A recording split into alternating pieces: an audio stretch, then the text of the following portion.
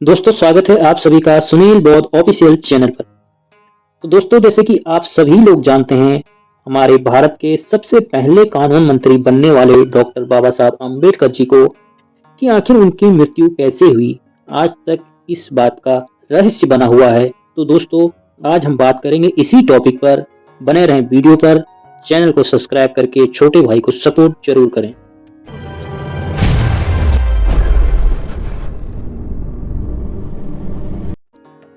दोस्तों जैसे कि आप सभी लोग जानते हैं, हिंदू धर्म के अनुसार बाबा साहब एक नीची जाति के व्यक्ति थे, पर उन्होंने अपने जीवन में बहुत संघर्ष किया और बहुत अपमान सहा, और उसके बाद भी उन्होंने पूरी दुनिया को यह बता दिया कि जाति और धर्म मायने नहीं रखते।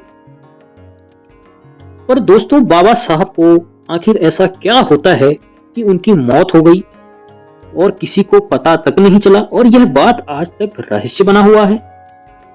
हालांकि दोस्तों बाबा साहब अम्बेडकर जी के मरने के बाद बाबा साहब अम्बेडकर जी की दूसरी पत्नी सविता अम्बेडकर जी के ऊपर यह आरोप लगता है कि कहीं उन्होंने तो नहीं मार दिया, पर इसका कोई निष्कर्ष नहीं निकल पाया। तो दोस्तों बाबा साहब अम्बेडकर की जीवनी और सविताबाई की जीवनी को पढ़ने के बाद हम इस वीडियो में इन सब रहस्यों को समझने की कोशिश करेंगे। बने रहें वीडियो पर। दोस्तों बाबा साहब अम्बेडकर जी का जन्म 14 अप्रैल 1891 मध्य प्रदेश के इंदौर जिले में हुआ था। बाबा साहब का पूरा नाम भीमराव रामजी अम्बेडकर था। उन्होंने अपनी प्रारंभिक शिक्षा मुंबई में ही पूरी कर ली थी। उसके बाद वो हायर स्टडी के लिए लंदन चले गए थे। दोस्तों यह बात जानकर आपको बिल्कुल हैरानी होगी कि बाबा साहब ने एक नहीं बल्कि चार पीएचडी की डिग्रियां हासिल की थी। और उसके बाद बाबा साहब अम्बेडकर भारत आए और भारत आकर कानूनी संबंधित कार्यों में जुड़ गए। उसके बाद बाबा साहब अम्बेडकर ने अपना पूरा जीवन दबे कुचले लोगों और महिलाओं को आगे बढ़ाने के लिए अपना पूरा जीवन समर्पित कर दिया। लोगों को आगे बढ़ने और दबे कुचले नीची जाति के लोगों को आगे बढ़ाने के लिए जो आरक्षण दिया जाता है वो भी बाबा साहब की ही देन है। दोस्तों बाबा साहब की पहली पत्नी, जिनकी एक लंबी बीमारी के चलते 1935 में उनका निधन हो गया था, जिसके बाद से ही बाबा साहब अम्बेडकर जी बहुत अकेले से पड़ गए थे। वहीं संविधान लेखन के समय बाबा साहब अम्बेडकर के स्वास्थ्य में तेजी से गिरावट आ गई।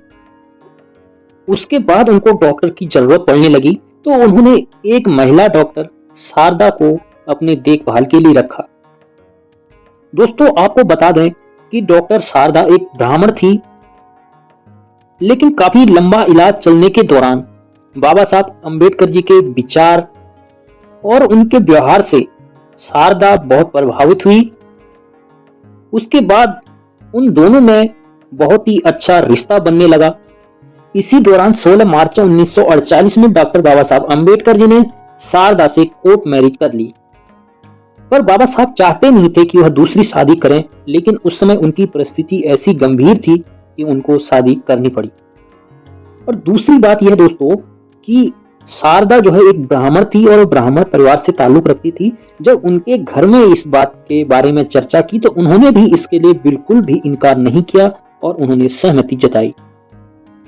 लेकिन वहीं पर दोस्तों सारे ब्राह्मणवादी लोगों ने तरह तरह की बातें बनाई, अपमानित किया, पर सविता जी और बाबा साहब अम्बेडकर जी के जीवन पर उनका कोई प्रभाव नहीं पड़ा। दोस्तों जो सविता अम्बेडकर थी उनका नाम शारदा था। शारदा होने के बाद आखिर सविता नाम कैसे पड़ गया? दोस्तों डॉक्टर बाबा साहब अम्बेडकर जी प्यार से सविता कहते थे, इसलिए उनका नाम सविता अम्बेडकर पड़ गया।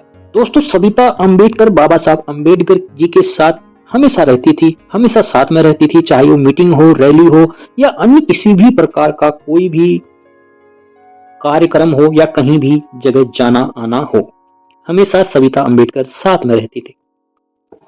लेकिन दोस्तों इन दोनों का साथ 6 दिसंबर 1956 को छूट गया, क्योंकि सुबह के वक्त बाबा साहब अम्बेडकर जी का महानिर्वाण हो जाता है। यह सब इतने अचानक से हुआ कि पूरा भारत देखते रह गया और सब लोग हैरान थे कि आखिर कैसे हो गया। दोस्तों आपको यह भी बता दें कि बाबा साहब का महानिर्माण से पहले बाबा साहब अम्बेडकर ने हिंदू धर्म में हो रहे अन्याय, अत्याचार और भेदभाव के चलते हिंदू धर्म को छोड़कर बौद्ध धर्म अपना लिया था। उसके बाद से ही बाबा साहब बौद्ध धर्म की विभिन्न शाखाओं में आया जाया रहते थे। ऐसे ही उन्होंने काठमांडू में भी जाकर अलग अलग जगहों पर लोगों से मुलाकातें की और चर्चाएं भी की।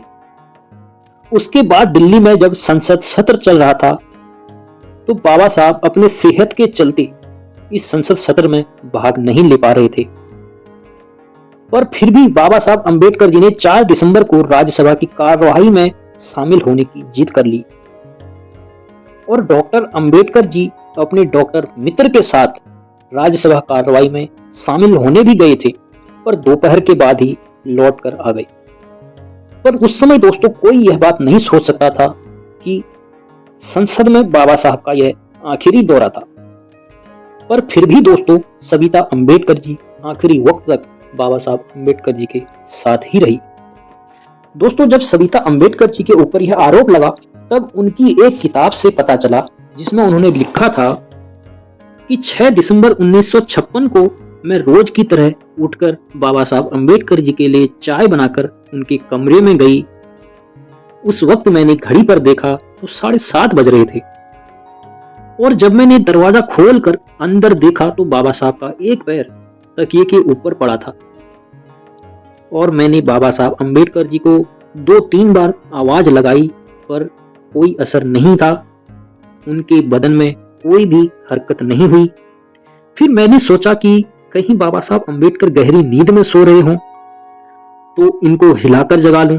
तो मैंने हिलाया और जगाने की कोशिश की। तब मैं समझ गई कि बाबा साहब अम्बेडकर जी का महापरिनिर्वाण हो चुका है। जिसके बाद मैं बहुत रोई और रोते रोते ही मैंने अपने सभी सहयोगियों को फोन लगाया और सभी लोग आए।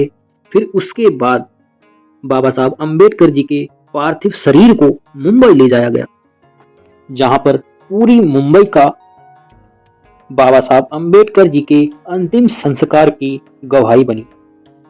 तो दोस्तों यह बात सविता अम्बेडकर जी की किताब से हमें पता चला।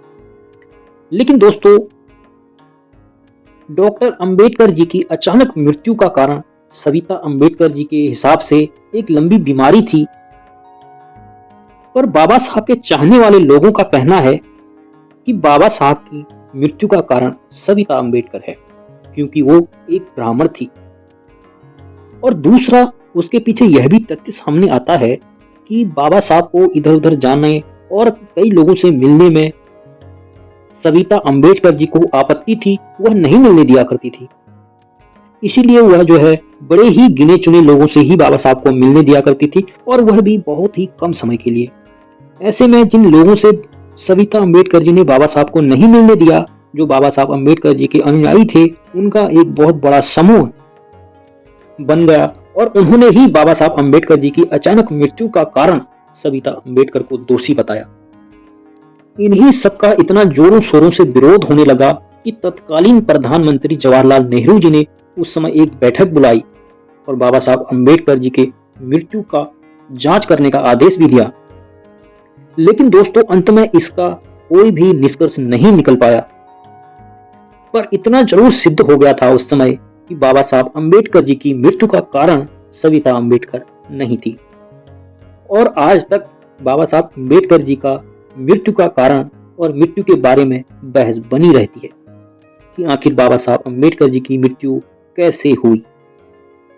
और इसी बात के चलते बहुत सारी आरटीआई भी दाखिल हो चुकी हैं, लेकिन सरकार द्वारा आज तक कोई भी निष्कर्ष, कोई भी परिणाम नहीं दिया गया। पर दोस्तों बाबा साहब अम्बेडकर जी ने जाते जाते हम सबके लिए, आप सबके लिए एक संदेश जरूर छोड़ा था। उन्होंने कहा था, शिक्षित बनो, संगठित रहो और संघर्ष करो। पर दोस्तों यह बात बताई जाती है कि बाबा साहब अम्बेडकर जी की मृत्यु नॉर्मल नहीं थी और बाबा साहब अम्बेडकर जी की मृत्यु कैसे हुई, इस बात का भी आज तक रहस्य बना हुआ है। यह बात किसी को भी नहीं पता है। दोस्तों आपको क्या लगता है, आप कमेंट बॉक्स में राय जरूर दें कि आखिर बाबा साहब अम्बेडकर जी की मृत्यु कैसे हुई होगी, इसके पीछे कौन हो सकता है। तो दोस्तों आज के लिए इतना ही, मिलते हैं अगली वीडियो पर। बने रहें चैनल पर और चैनल को सब्सक्राइब जरूर कर लें और सपोर्ट जरूर करें।